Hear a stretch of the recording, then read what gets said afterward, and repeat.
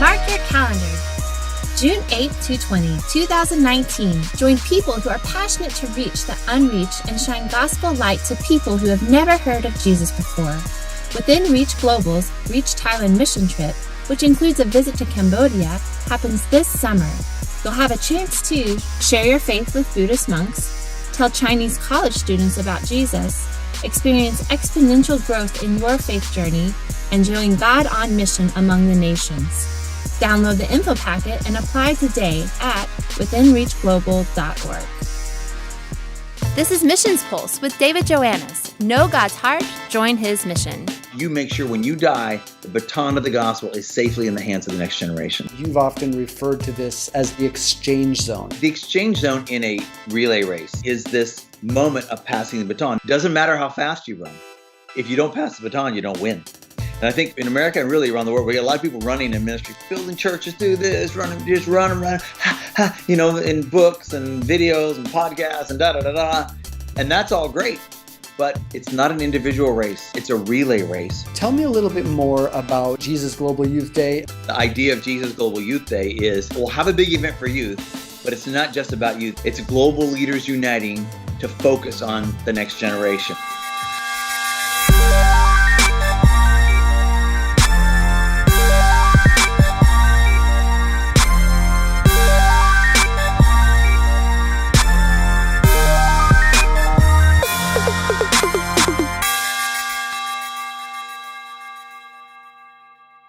Welcome to Missions Pulse, where we encourage you to know God's heart and join Him on mission. If you want to catch other episodes here at Missions Pulse, I would encourage you to head on over to missionspulse.com. Also, I would encourage you to rate and review this podcast. Just helps it put these conversations out in front of more people so they can experience what God is doing around the nations. You could do so on YouTube, iTunes, Stitcher, Google Play. Very excited about today's conversation because I'm going to be talking to someone who has sown into my life in unique ways for many, many years. Mr. Ron Luce is going to be joining us today. Let me give you a brief introduction of Ron. Obviously, there's a lot to say, but he's going to fill in the gaps in just a moment here. After hosting hundreds of arena and stadium events, really for more than 3 million youth, mostly in North America, Ron is now working with leaders in over 100 nations to prepare for the first ever Jesus Global Youth Day. Now that's going to be taking place in Manila, Philippines from August 8 to 10, 2019. Ron, great to have you on the show. Great to see you, David, and so proud of what you and Lorna are doing there in Thailand and all over Asia and all over the world. Well, I first met you, I must have been 1994, 1993. I remember it was at a Acquire the Fire youth convention in Phoenix, Arizona. And the following year went to Russia on my first mission trip with Teen Mania Ministries. And hey, that was the launching pad that God used in my life to thrust me out into the nations. So for that, I'm thankful to you and to your wife.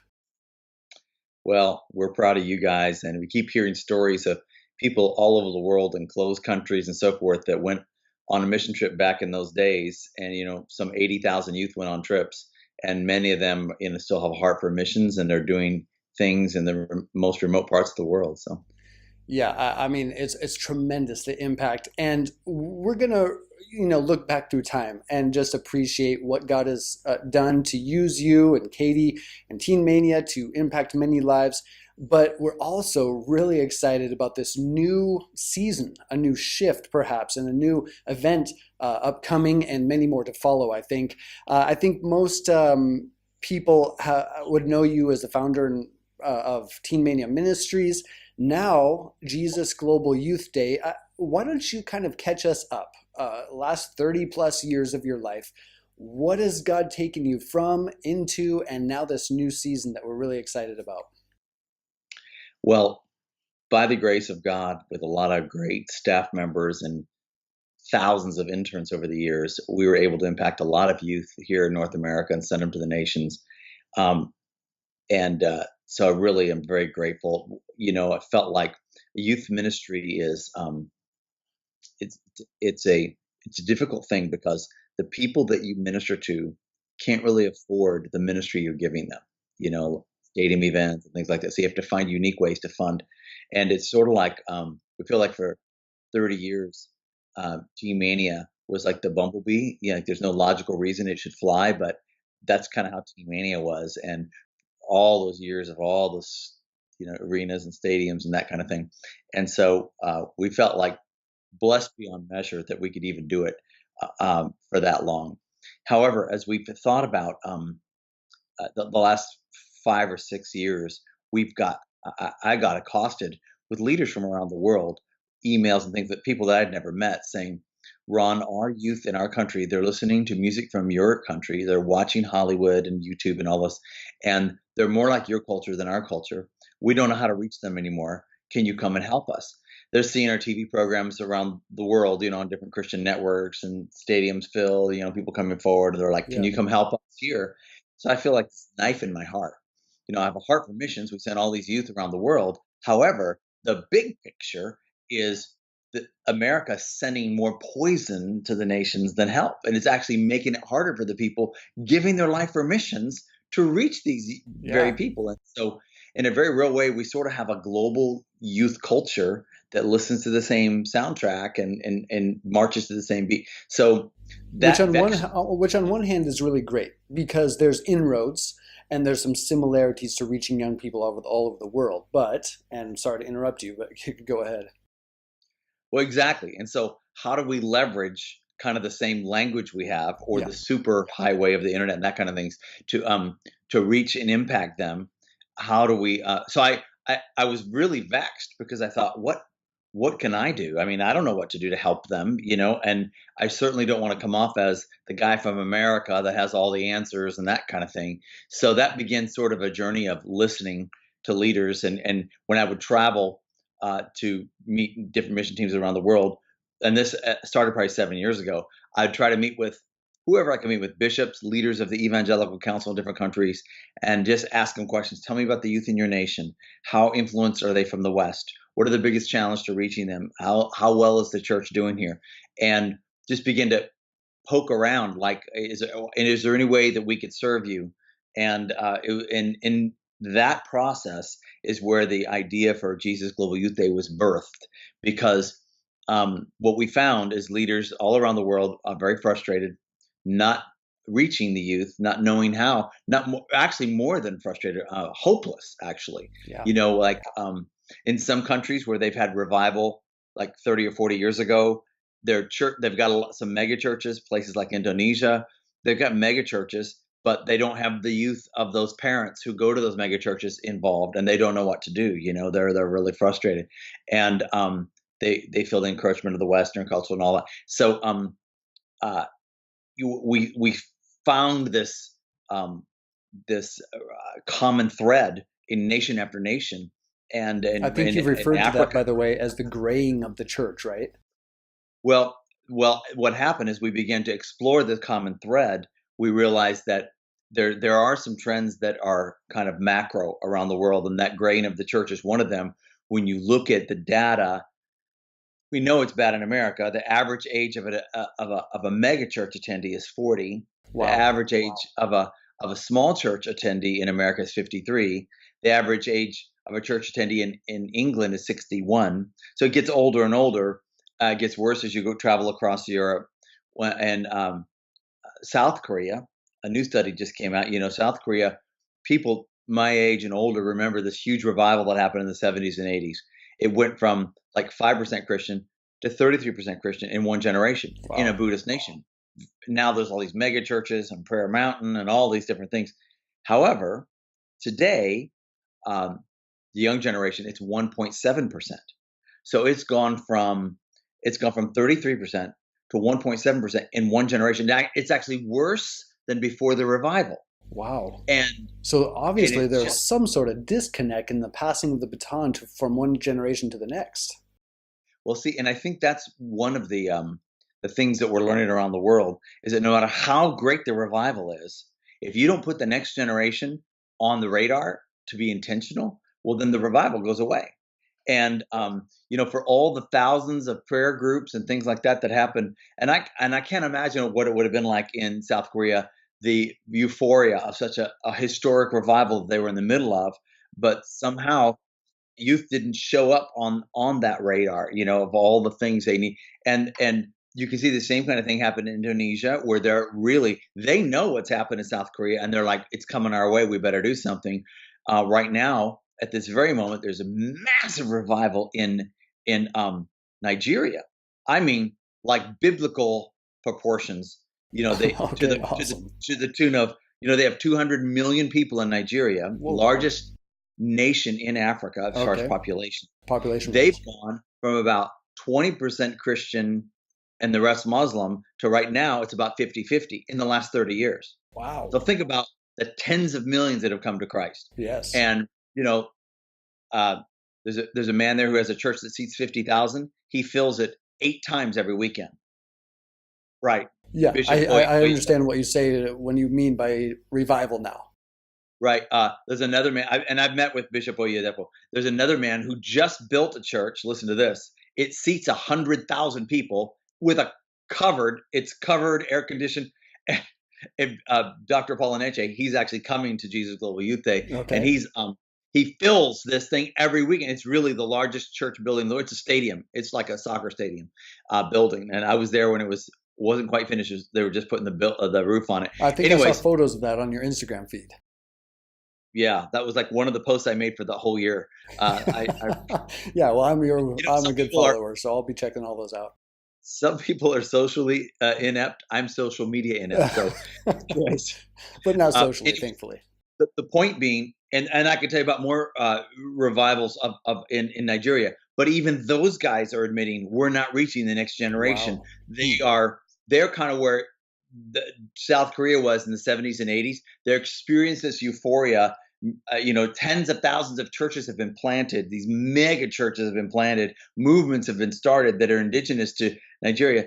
But they're worried because in their situation, it's a very their churches are very African oriented, but the youth are watching all the stuff from the West. Sure. And they're not as interested in the African cultural kinds of expressions of worship, but they don't know what to do about it. So anyways, already there's that dichotomy starting to happen.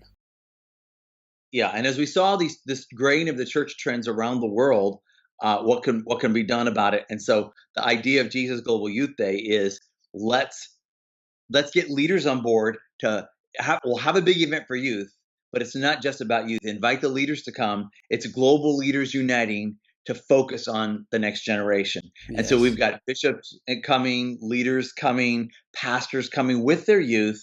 And when you do a big event for youth, you can get the attention of the world for a minute, the attention of leaders for a minute. We got the Orthodox Church, the Russian Orthodox Church coming and being involved.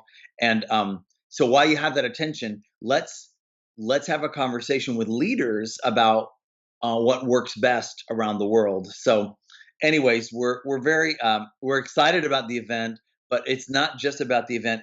In our past history, the last 30 years, we put a lot of attention on events and doing stuff, and a lot less attention to strategy. In this, we flip-flopped it. A lot of attention to strategy. What happens leading up to the event? What happens after the event? Yeah, I was going to say, it seems like that's a real. It seems like that's a real main focus of yours: the follow-up, the connecting of body of Christ within countries and inter-countries. I'm excited to talk to you more about this, but I would love to play the little promo for Jesus Global Youth Day. This truly is very global. I mean, you have been to numerous different countries over the recent months. In fact, you came here to Chiang Mai, Thailand, and was very excited to see the Thai church step on board, and they're going to be bringing people to Manila. Let's play this clip. It's from Jesus Global Youth Day. You can check it out, by the way, JesusGlobalYouthDay.com. Again, we're with Ron Luce, founder of Jesus Global Youth Day. Let's check out this clip. I hope you'll enjoy. Church leaders from all over the world are coming together to focus on the next generation at Jesus Global Youth Day. In August 2019, pastors and leaders will bring their youth from around the world to Manila in the Philippines for a celebration of Jesus Global Youth Day. For the very first time, the church will come together for this massive global celebration. As hundreds of thousands come from every nation to this festival, we will experience explosive international praise and see examples of flourishing youth ministry from around the world. Jesus Global Youth Day is more than an event. It's the launching of a global focus for the church to effectively pass the baton of the gospel to the next generation. Pastors, plan now to bring your youth and their leaders to this historic event. You could also host a live broadcast feed from the global simulcast in your city for those not able to attend. Why not send your mission team 5 days ahead of the event to help reach every high school in the Philippines?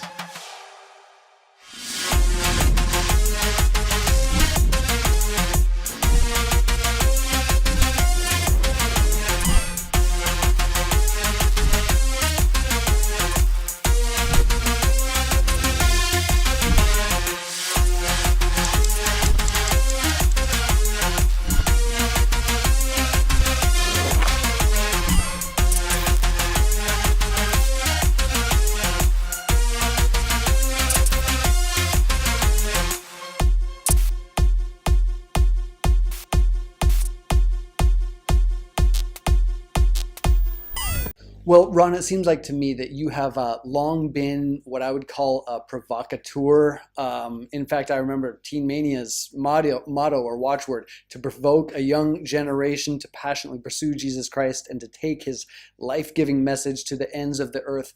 I guess here's my question. You've been doing this a long time.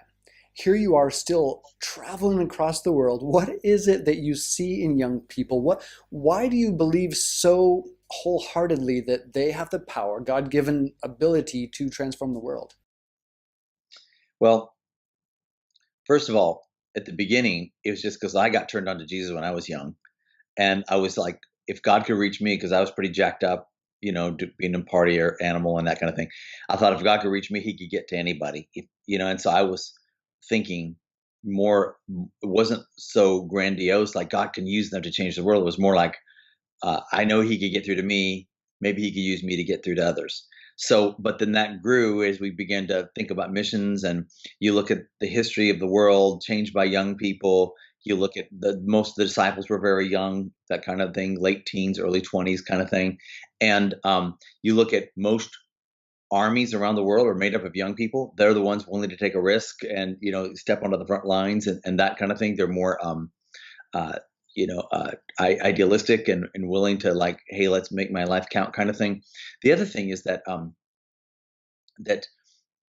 sometimes over the years, like I can't remember how many thousands of places I've, looked at crowds of young people saying, God can use you to change the world. Yes. And while some feel inspired by that, some feel, oh, you're just getting heavy. You're expecting all these great things. Why can't we just live a normal Christian life Sure. and sit in a pew and all that? And I think God allows us. Well, I think God allows us to make as big an impact as we want to. He has great designs for the world. But if we don't want to live a life of adventure, we can choose to be bored in our Christianity, and just Yeah. kind of get along and live the life that's sort of less than adventurous, and but however, what happens, a lot of people get bored with their faith because they're like, is this all there is? Yeah. And like, no, there's a great adventure in, I used to say, Indiana Jones, eat your heart out. We've got an I adventure. remember that. We got adventures going around the world and this kind of thing. And so anyways, but as I've kind of grown over the years to think about what is the Lord's role for young people in the kingdom, and part of the role, the way that I understand the role of the young generation now has really shifted, and that is this: youth ministry is not for the cool 20-year-old youth pastor that's got a tattoo and a piercing and can play the guitar. It's really about the church passing on the faith to the next generation, passing the baton of faith. And it's not, think about this. It was Abraham and Isaac and Jacob. Now, as soon as Abraham passed his faith to Isaac and Isaac passed it to Jacob, you always see their three names listed together, as if God is saying, I'm the generation to generation God. And it is the job of the older generation to make sure that the next generation has the gospel firmly in their hand, the baton of the gospel. We're running this race. We see that all through the gospel, run the race with endurance and this kind of thing. And so it's the passing of the baton. So it's not the 20-year-old's job. It's the 50 and 60 and 70-year-old. Look at Psalmist. David says, even when I'm old and gray, God, give me more of you until the next generation sees. And so he's like the oldest youth pastor in the history of mankind. He's thinking he's old, he's the king, he's probably the last 10 years of his life, but he's like, man, I've got to make sure the next generation understands how you put me in office and how you redeem this nation and how you're a God that loves us and that kind of thing. And so it's the job of the older generation to make sure the next generation gets it.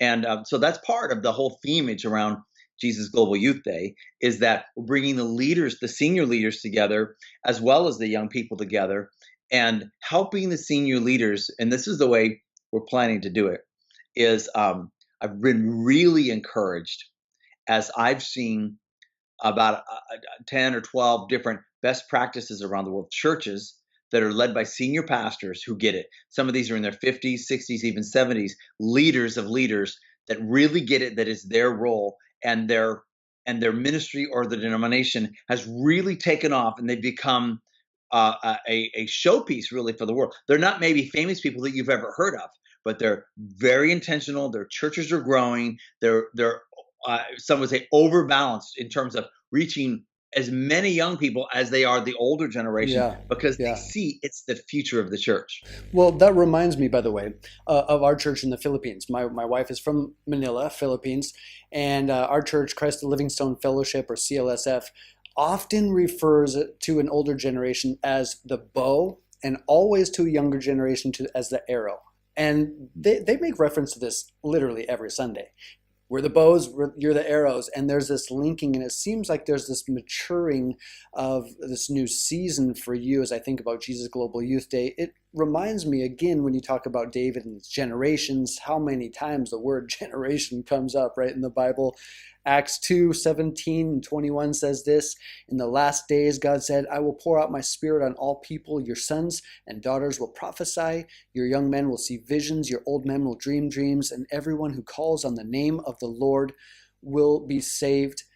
It reminds me, this whole conversation that we're talking about here, I know you've often referred to this, and you're not the only one, but you have mostly referred to this as the exchange zone. Tell me a little bit more about this urgency for the passing of the baton, and in the light of that exchange zone. Could you explain that a little bit? Sure. Well, so the exchange zone in a relay race that we see like in the Olympics and that kind of thing, it's just a short part of the track where when one runner has the baton, they're able to pass the baton to the next runner. They wait till the next runner is up to full speed, and they practice thousands and thousands of times that they could do it with their eyes closed. The one's reaching up, the other's reaching back, and it's that part where, like in the Olympics, unfortunately in America, we've done this many times on national worldwide TV. We drop the baton, and it's such a heart-wrenching moment. Doesn't matter how fast you run. If you don't pass the baton, you don't win.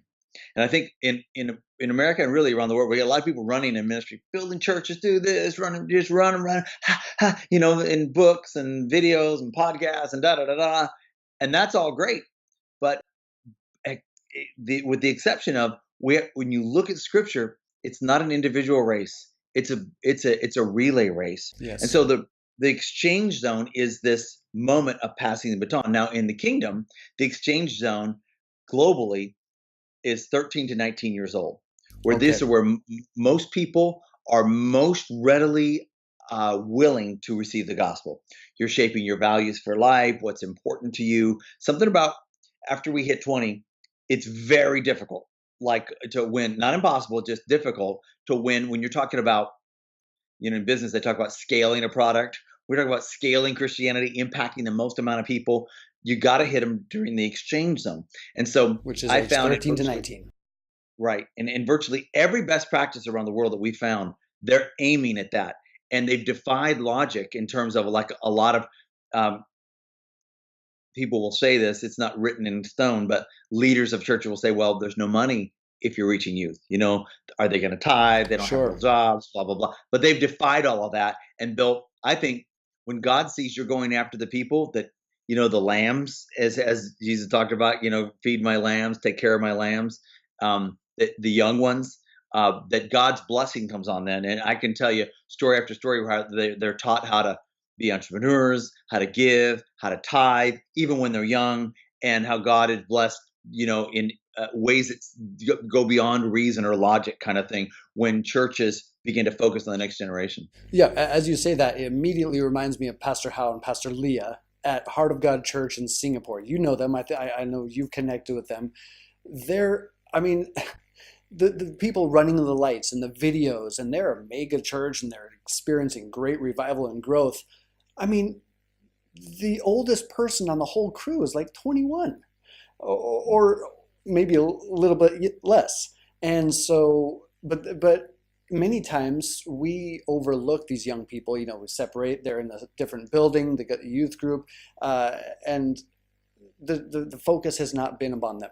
Going back to Jesus Global Youth Day, again, this is August 8 through 10, happening in Manila, Philippines, 2019. This is going to be the linking of generations. And again, like you're saying, Ron, from leaders from all over the world are going to be coming.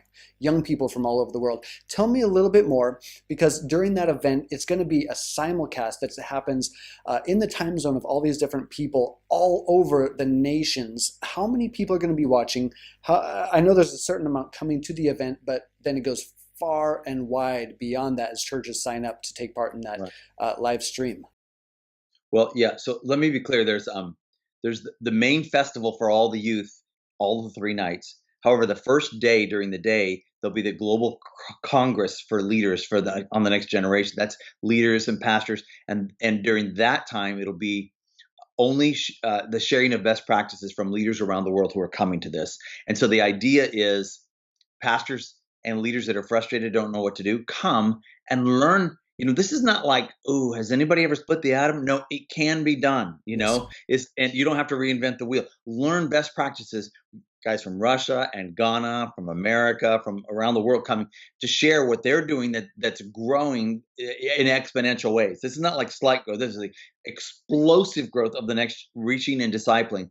Take principles, translate them back home for your own, culture and DNA of your ministry. That. Exactly. The second day, we also have a Congress for youth leaders from all over the world and from all over the Philippines, of course. So then the third day, we're going to broadcast. We've got 2 things going on. The simulcast will happen all 3 days in Manila. Okay. And from Manila, all over the Philippines to 1,000 locations with 10,000 churches, all 3 days. So they're signing up right now. The final day, we're going to broadcast and simulcast around the world to maybe up to 100 nations. Right now, I can't remember the last count. We've got nations, about 83,000 churches signed up. Where the last day, what we're encouraging pastors to do, if you can't come, take the signal and fill your church with young people. Not just the young people from your church, but we give a whole marketing package for the church to market to their community, their village, or whatever, and bring young people in to that. If a pastor, we're saying, if you don't know how to do anything else, can you just open your doors and fill it with young people? It's going to be unlike anything that's ever happened. Young people will be united. We're encouraging them to do it. It won't be live. It'll be live to tape. So it'll be 7:00 in their time zone all around the world. On Saturday night, the 10th. And so you take the signal in and be a part. If you've got a movement that you lead, a denomination you lead, a nation that you lead, a worldwide network that you lead, encouraging people to kind of take the signal. We've got discipleship tools for them to use in advance so they can train their young people how to disciple those that come to Christ that day, that evening. We'll have young people connected all, with cell phones all around the world through social media and that kind of thing. And so it's going to be unlike anything that's ever happened in terms of uniting the Protestant church. The Catholics have been doing this for a long time, about 3 decades. I was going to say, obviously, Jesus Global Youth Day is reminiscent of Catholic Global Youth Day. Well, they call it Catholic World Youth Day. Okay. And I was just at their event in Panama this last year. And I talked to several cardinals and stuff who've been involved. And they said when John Paul II started it 3 decades ago, no one wanted to do it. None of the cardinals, none of the archbishops. They thought it would be a flop.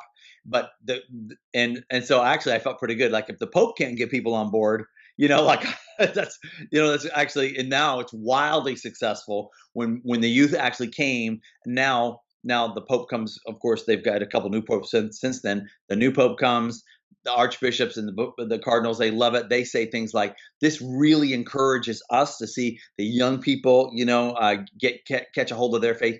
And so when Bishop Tondero talked to me several years ago, he's the leader of the World Evangelical Alliance. Okay, they're in 129 different nations. He says, Ron, Catholics have been doing this for all these years. Why have the Protestants never done this? And we need to do this. And then he looked at me and says, and you need to lead it. Wow, and so that was strong the seed words in my heart that said, well, what does that mean? And how do you do that? And Yeah. how do you? So anyways, Because you're talking multilingual. No, this is unlike Acquire the Fire events. We're talking multilingual. We're talking longevity through discipleship and empowerment of local churches to reach the next generation. Wow, a lot to take right. in. So yeah, each of these on the broadcast around the world, it'll be translated into the local language by the people that are broadcasting it. We got broadcast partners all around the world. Some places get great internet, so it'll be on through the Wi-Fi and that kind of thing, but some places don't. And so, but they've got Christian networks, broadcasting networks in those regions. TBN and others have partnered. And then some people are saying, well, we're not going to get the churches to be able to do it because they don't have screens in their churches. So, for example, I just talked to our contact in Uganda the other day. They're planning a big event with 50,000 people, and they're going to take the signal for that from Manila for that big event that they're doing. So, wow. Jesus Global Youth Day 2.0, Ugandan style. Right, exactly. And so on this broadcast, it's going to be so great. It's going to feel like we are the world or the United Nations for Jesus, because we'll have preaching and worship from all the different continents. And so it's really. I'm excited for that. Well, I live and reside in Thailand, but I am definitely going to be there in Manila. Again, August 8th through 10th, Jesus Global Youth Day. Ron, I have to say, I'm so proud of all that you're doing for the kingdom. I know you always take these kinds of compliments and you're very humble, but honestly, you have made such a tremendous impact, not only on my own life. My life, or the ministry that God gave me, could be called something like a microcosm, tiny, infinitesimal microcosm of the lives that God has used you to transform for many, many decades. So I just want to tell you, I love you and appreciate you, and just appreciate you coming on the show today. Sure. Well, you know what? We all have an assignment, and whatever our assignment is, that's the most important. And I feel like I'm just trying to do my assignment and trying to do it well. And I made a lot of mistakes along the way, but I just want to encourage everybody to kind of find out, what is your assignment, and some assignments are really visible. Some assignments are not. Nobody's assignment is more important than another. It's just whatever your assignment is, that's the most important for you. So find it and go after it. And I would just encourage all the leaders and that are watching. Some people think, well, I'm really called to impact youth, and I'm really not, so I'm not going to do that. I would challenge that. I would say, as a leader, we're all called to be the Abraham, Isaac, Jacob, passing the baton to the next generation. You don't have to be the cool guy with a tattoo and all of that. I like to say this: the guy who runs Viacom, who owns MTV, is not cool. He's just an old guy, and he's white, and he's got a tie on. But so he's the strategist, and he hires the cool people to be the VJs. And leaders, you're the strategist. You've got to be thinking like he thinks about eyeballs around the world watching MTV, young eyeballs.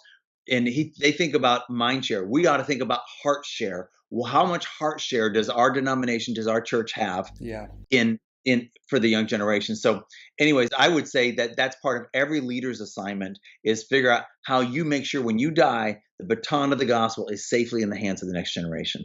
Awesome. Excellent parting words. And again, if you want to learn more about Jesus Global Youth Day, JesusGlobalYouthDay.com.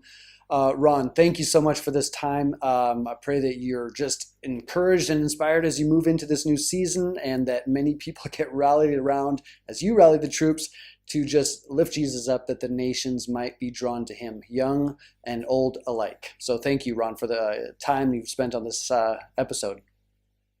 Sure, David. Give my love to Lorna. God bless you. Well, I would encourage you to take Ron's words to heart. You may not be that guy in the forefront and the limelight, but that doesn't matter. Each of us has a role to play. And again, that's the whole point of this podcast, Missions Pulse. Know God's heart, join his mission. And once you catch a glimpse, that pulsation, that heartbeat of God for the nations, you can't help but jump into the epic narrative that God is penning. Look, this is happening all over the world. The few nations that Ron mentioned today are some of the few of the many that God is working in every place, every country around the world. He's touching hearts. He's lifting people up. You have a pivotal role to play, and I pray that you would stop, take a moment, seek his heart, seek his face, and find your role in this epic redemptive salvation plan. This has been Missions Pulse with David Joannis. Know God's heart, join his mission. Enjoy more episodes at missionspulse.com. This podcast is powered by Within Reach Global, reaching unreached people groups in the 1040 window. Learn more about this ministry at withinreachglobal.org.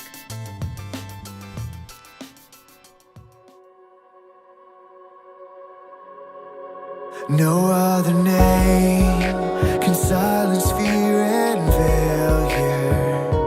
No other name is power to the weak. No other name can lead us to salvation. No other name calls us the redeemed. Jesus, our rock through endless ages, our hope it never changes. Your name be exalted forever.